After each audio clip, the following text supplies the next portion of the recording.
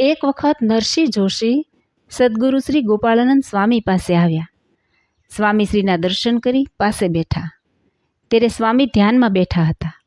સ્વામી જ્યારે ધ્યાનમાંથી જાગ્યા ત્યારે નરસિંહ જોશીને ઉદાસ થયેલ જોઈ તે જોશીને સ્વામીએ પૂછ્યું કે તમે ઉદાસ કેમ જણાવો છો? આપણને પ્રત્યક્ષ શ્રી સ્વામિનારાયણ ભગવાન મળ્યા ને હવે દુઃખ શાનું? તે વખતે પાસે બેઠેલા શાસ્ત્રી તથા વૈદ્ય રામચંદ્રજીએ કહ્યું કે એ બિચારા બ્રાહ્મણને વ્યવહારમાં મુશ્કેલી છે. ત્યારે સ્વામીશ્રીએ જોશીને પૂછ્યું જે જોશી તમારે શું મુશ્કેલી છે? ત્યારે જોશી બોલ્યા, હે સ્વામી, મારે 800 રૂપિયાનું દેવું છે, તે ન ભરાય તો તેને બદલે ઘર આપવાનું લખી આપ્યું છે. હવે તે વાણિયો મારી પાસે રૂપિયા માગે છે અને હું આપી શકતો નથી, તેથી સરકારમાં ફરિયાદ નોંધાવી છે. વળી આ 800 રૂપિયાની બીકે ઘરના માણસે 800 રૂપિયાના ઘરેણાં મોટી છોકરીને ઘેર આપ્યા છે. તે દબાવી બેઠી છે અને કહે છે કે પૈસા કેવા ને વાત કેવી. અમારે તો ખાવા માટે પણ કાંઈ રહ્યું નથી.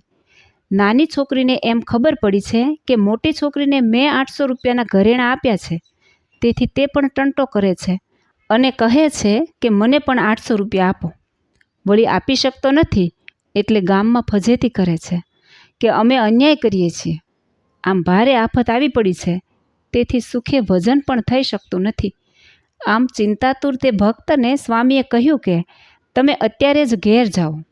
વાણિયો તમારા ઘરનો હક જમાવે તે પહેલાં જ ઘરમાં જઈ અંદરથી બારણું બંધ કરી તમારા પાણિયારા નીચે 5 હાથ ઊંડો ખાડો ખોદજો.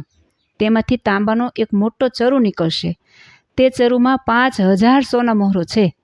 પછી તમે તે ચરુ લઈને આ બાપુરાયજી અહીં બેઠા છે તેમને આપજો.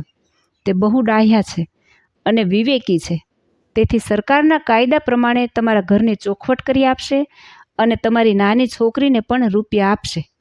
બાકીના રૂપિયાનું વ્યાજ તમને આપતા રહેશે. તેમાંથી તમારું ગુજરાન ખૂબ સારી રીતે ચાલશે અને તમે સુખેથી ભગવાનનું ભજન કરજો. વળી છોકરીઓ બંને રાજી થશે એટલે તમારી સેવા પણ કરશે. આમ કહીને સ્વામીએ જોશીને વિદાય કર્યા.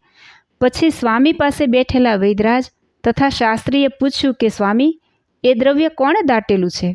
ત્યારે સ્વામીશ્રી બોલ્યા કે આજથી 150 વર્ષ પહેલાં તે સ્થળે એક ઘાંચી રહેતો હતો.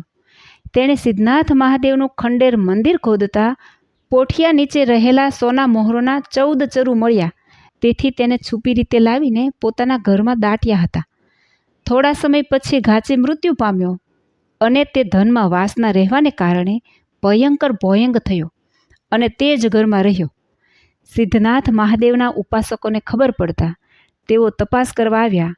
ત્યાં તે સાપને દેખી ગભરાયા, પણ સાપને સ્થિર રહેલો જોઈ હિંમતપૂર્વક તે ઘર ખોલ્યું. આ વખતે પેલો સાપ રૂપે રહેલો વાસનિક ઘાંચી કાંઈ પણ ન કરી શક્યો, કેમ કે ધન તેનું ન હતું. મહાદેવના લોકોએ 13 ચરુ ઉપાડ્યા, પણ 14મો ભૂલી ગયા. પછી તે ચરુ સાચવવા માટે ઘાંચી સર્પ રૂપે ચરુને વીંટળાઈને રહ્યો હતો. એક વખત અમે બાપુરાયજીને ઘેર સંતો સહિત 5 દિવસ ઠાકોર જમાડવા ગયા હતા. ત્યાં સંતોએ અમારું પત્તર ધોયું. તે પત્તરનું પાણી નરસિંહરાય જોશીના ઘરની પાછળ રેડ્યું. તે સીધું પેલા સાપના દરમાં પહોંચ્યું અને સાપને અડ્યું કે તરત જ પવિત્ર થઈ તે મૃત્યુ પામ્યો અને પ્રસાદીનું જળ મળવાથી તે દેવલોકને પામ્યો. માટે બાકી રહેલો ચરુ પડ્યો હતો તે અમે તેમને બતાવ્યો. જોશીએ સ્વામીના વચન પ્રમાણે કર્યું, તેથી સુખી થયા અને આનંદપૂર્વક ભગવાનનું ભજન કરવા લાગ્યા. એવા કરુણાળુ અંતર્યામી સ્વામીશ્રી શ્રી સ્વામિનારાયણ ભગવાન ભક્તને દુઃખી દેખી ખમી ન શકતા, તેમજ સદ્ગુરુ શ્રી ગોપાળાનંદ સ્વામી પણ ભક્તો પર દયા કરી તેનું કષ્ટ નિવારણ કરતા. જય શ્રી સ્વામિનારાયણ.